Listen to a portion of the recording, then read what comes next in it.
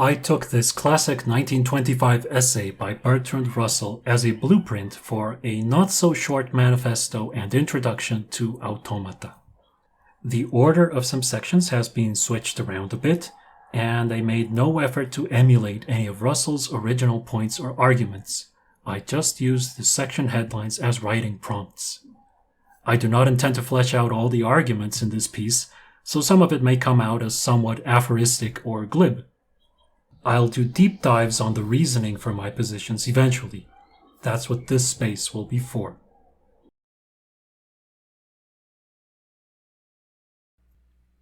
Nature and man. I should begin by specifying that I'm not only a physicist, but a physicalist, and, as far as I can remember, always have been. For now, I will leave the arguments for physicalism for another time and skip directly to state its conclusion. There is no such thing as a non-physical entity, and indeed there can't be, because the notion of a non-physical entity is gibberish. Sometimes this view is also known as naturalism or materialism. I find the choice of nomenclature to be a matter of what one wants to emphasize.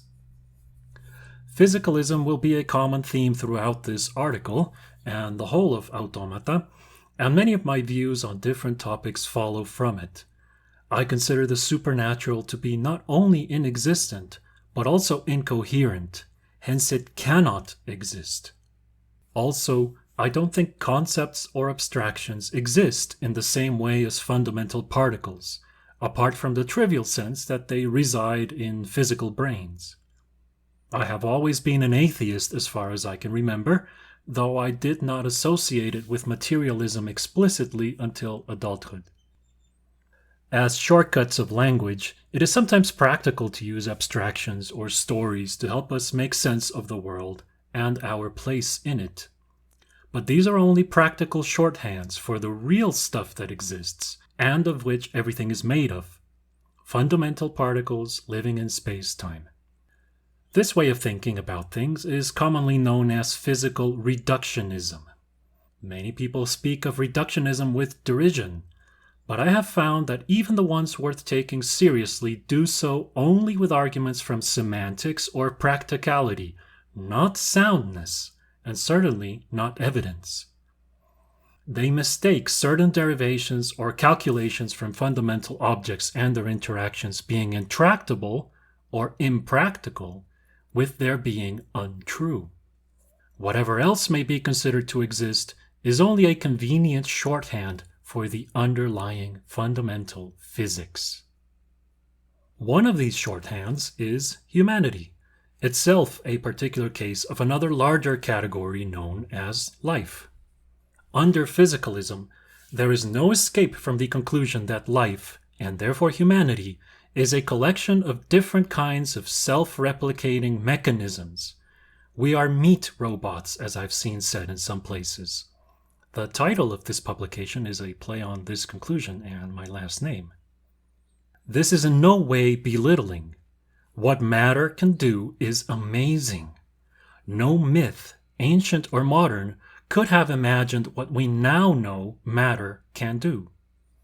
Given enough time and a suitable source of constant energy, it can create flowers, whales, humans, cathedrals, pyramids, and, most wondrous of all, knowledge about those things and many more. The way Carl Sagan once put it is that we are of the cosmos, a way for it to know and understand itself. This view of what we are in the grand scheme of things is open-ended, full of endless puzzles, problems, and possibilities, and I find it wonderful. Every time we have made headway in understanding how the world works, we have done it by moving away from the supernatural and towards the natural. There is not a single exception in all of history. Gods and spirits become ever more irrelevant, and their retreat reveals a multi-layered web of mechanisms, from microscopic to cosmological, far more elegant and subtle than any ancient or modern superstition. We humans have a wonderful opportunity, now that we're here, to discover and understand ever more and more of it. There is no evidence that the cosmos was made for us, but as we come to comprehend it better, it becomes clearer and clearer that we can use our knowledge to make it more to our liking. Rather than despair at its cold vastness, we should rejoice at the opportunity to understand and shape it to our advantage. We are not merely the subjects or playthings of some god. Whatever is physically possible, given enough knowledge, we can achieve. Even if the universe doesn't care about what happens to us, it is more than enough that we do. It is undoubtedly true that the knowledge we create could lead us both to flourishing or destruction. There are real risks ahead, but the greatest risk is to content ourselves with ignorance and superstition. This will doom us to stagnation, squalor, and, inevitably, extinction. So I say we go for it. Moral rules. A purely physical, mechanical universe is amoral by definition. Fundamental particles have many properties, but moral values are not among them. Whatever our values are, they must be emergent phenomena which arise from the complicated interactions of lower-level mechanisms. Values are thus not absolute. They are not really out there in the same sense as fundamental particles. This doesn't mean they're not real, nor that they are arbitrary.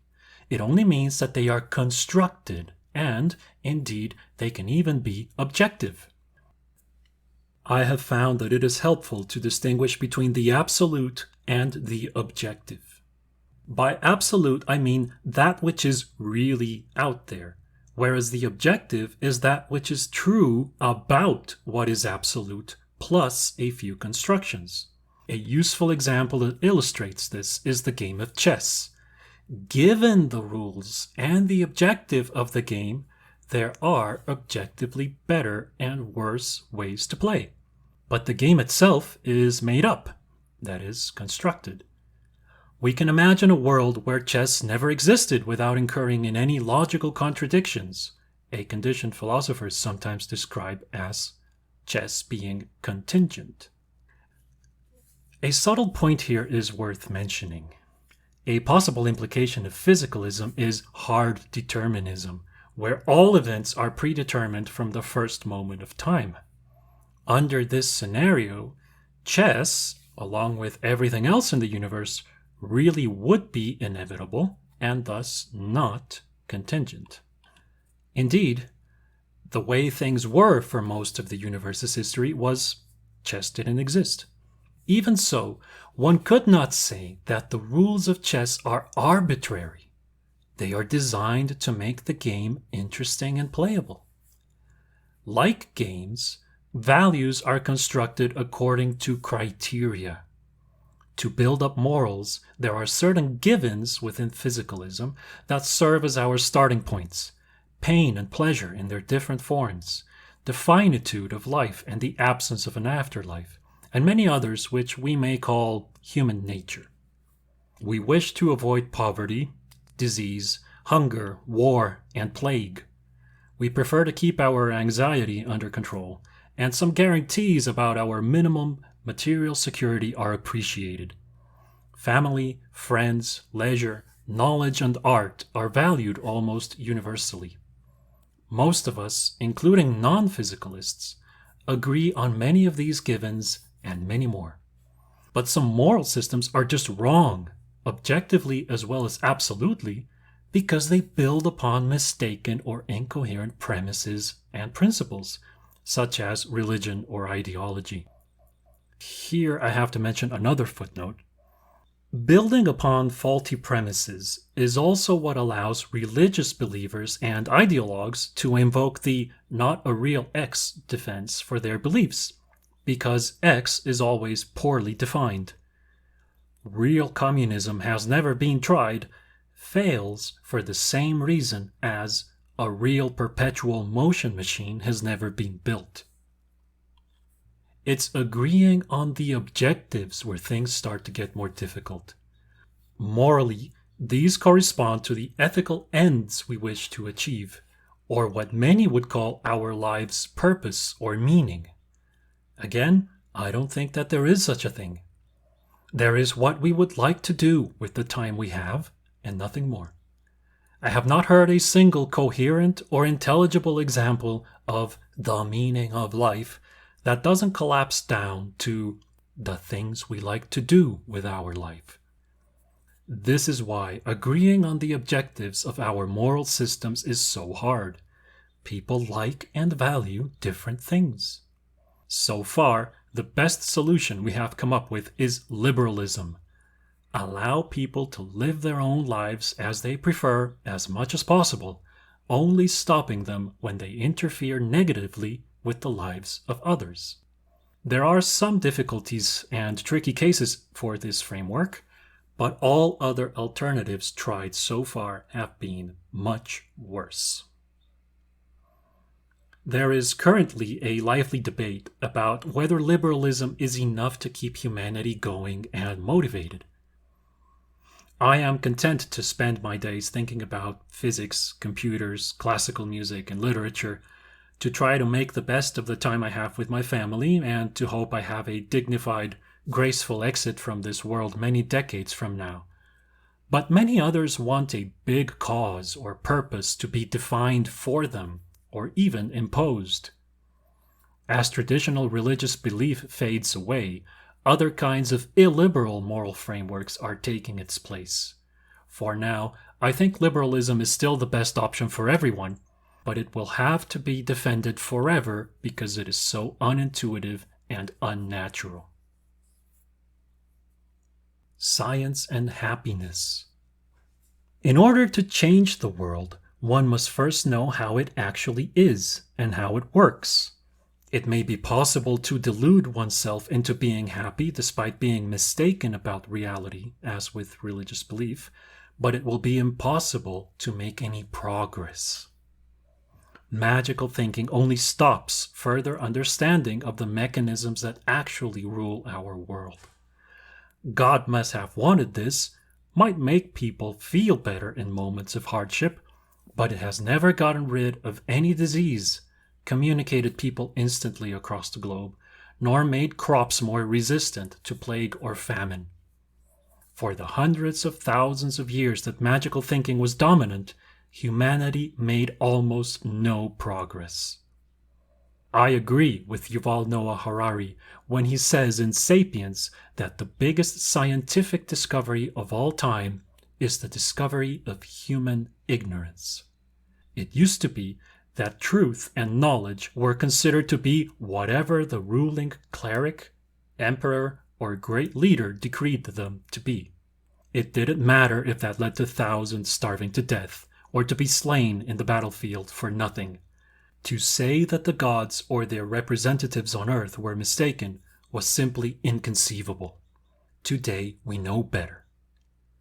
Though it is still widespread among the general population in their private lives, magical thinking has been completely banished from science. And here I have another footnote.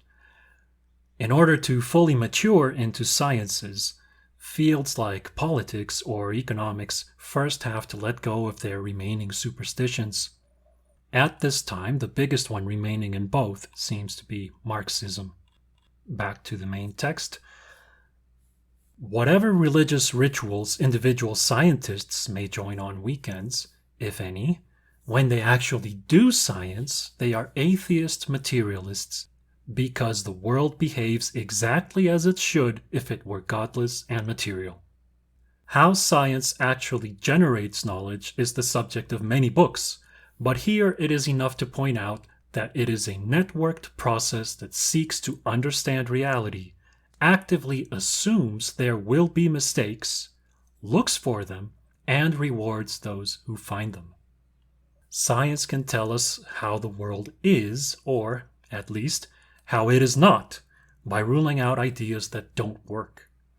It provides perspective and invaluable information about what is feasible, and gives us the technical know-how for the things we want to achieve, but it cannot tell us what we should want to achieve.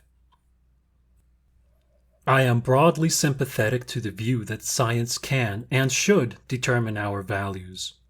Moral realism, the view that moral values are absolute, is the foundation beneath this. However, I don't think it works. Remembering the absolute versus objective distinction from earlier, science aims to incrementally discover and understand the absolute, even if it never quite gets there.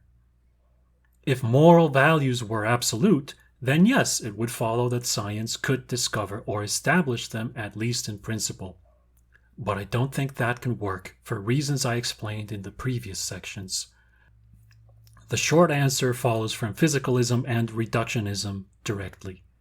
Moral values are not properties found in the fundamental physical world, and there is nothing but the fundamental physical world. As I said earlier, I think morality can be objective, but not absolute. Once we agree on what we ought to do, then there are better or worse ways of going about it. Just like once chess has been invented, there are better and worse ways to play. Morality can thus be informed by science, no doubt. And science can help to knock down faulty moral systems too, by showing that their premises are wrong. In other words, science can tell us what our givens are, the minimal, non-optional rules of the game and its starting position. Once we have further agreed about our objectives, then it can tell us if and how we could achieve them. But it can't tell us what our objectives ought to be. Notice that this concedes nothing to the relativists. Islam and communism are still wrong because they have the wrong givens. I've gone back and forth over this many times over the years, but I think the better arguments are on the objective constructivist as opposed to the realist, let alone relativist, side. And another footnote here, to push the chess analogy further, one could imagine using the standard board and pieces and even the rules of chess, but with a different objective, such as capturing all the opponent's pieces rather than checkmating him. The good life. How then should we spend our time? First, constructivism is a fancy word for, well, now that we are here, ism. Second, liberalism takes the individual as its starting point. Together, they imply that each one of us should build his or her own version of the good life. There is no third principle establishing what this looks like, nor that it should be easy. To be an individual seeking self-fulfillment doesn't preclude one from drawing upon the experiences of others. There is no need to relive the whole of human experience for oneself. Culture, literature, and mentorship are unsurpassable ways of catching up. I will now go on what will appear as a tangent, but I assure you that it connects with the good life. Discipline presupposes an objective. It's no good getting up very early for its own sake and nothing more. That's just masochism. But if one wants to achieve a certain level of fitness, say, and one also has a full-time job and a family, there may be no other choice. A disciplined person will get up early to train and, crucially, will not depend on outside punishment or reward to do it. She will push herself regardless of what others think about her fitness and independently of any help from trainers or workout partners. This internal motivation is key for pursuing any goal and, properly channeled, can lead to great productivity. From the outside, it can sometimes look like an obsession. And indeed, most of the great artists, discoverers, and inventors of history have been quite obsessive. But it is also the source of stubbornness, ideology, superstition, and crackpottery. It is not merely enough to pursue interests with relentless discipline. One must also pursue worthwhile interests. How can one know what these are? Well, there is a straightforward systematical method. Try as many as you can. And that is a trap. First, it's a trap because there are way too many things one could pursue in life, and the exposure to many will necessarily be shallow and meandering at best. Second, many subjects are dead ends or simply wrong, though sometimes in not so obvious ways. Again, religions and political ideologies are good examples of this. It's one thing to be well read about religions. It's quite another to try to bring oneself to practice as many as possible. The former will give one perspective, and will ultimately help one realize how unsound and intellectually feeble the different creeds are. The latter will be a lifetime of mostly wasted time and quite certainly money, not to mention the enduring of inane prohibitions, sexual repression, and general stunting of the intellect.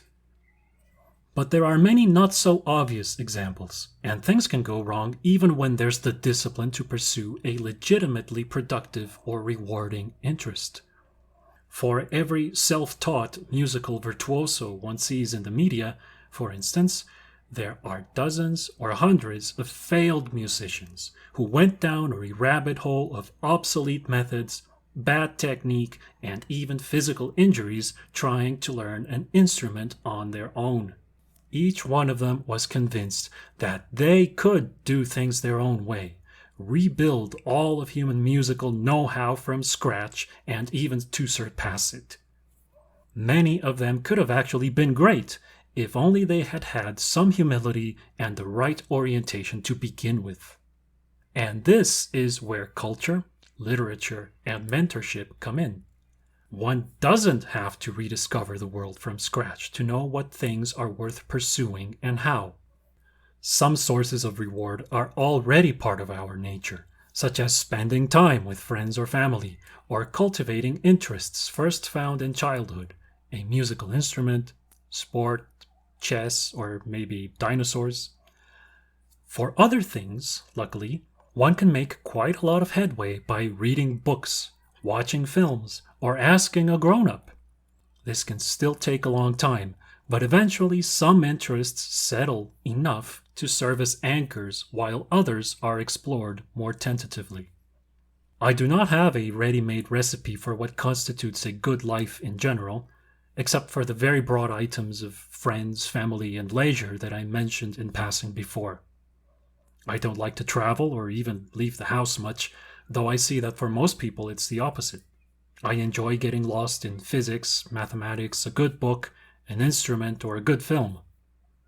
The only constant difficulty I have is that these activities require being alone most of the time, which complicates the part about friends and family.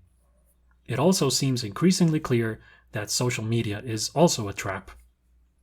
Philosopher Daniel Dennett has stated that happiness lies in finding and devoting yourself to a greater cause.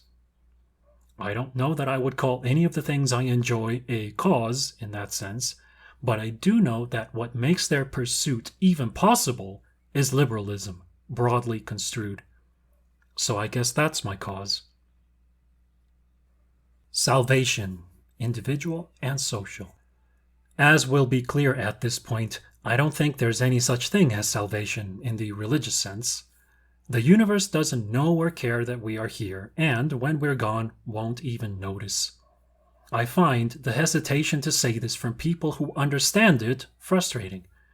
There is no evidence for the afterlife or the supernatural, there never has been, and people who know this should say it when it is pertinent.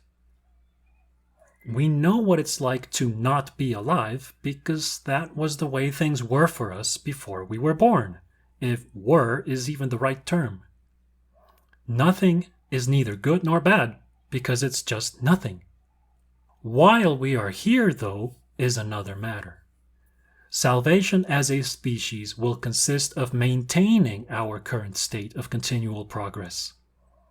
Thus, there is no final endpoint when we can declare salvation has been achieved.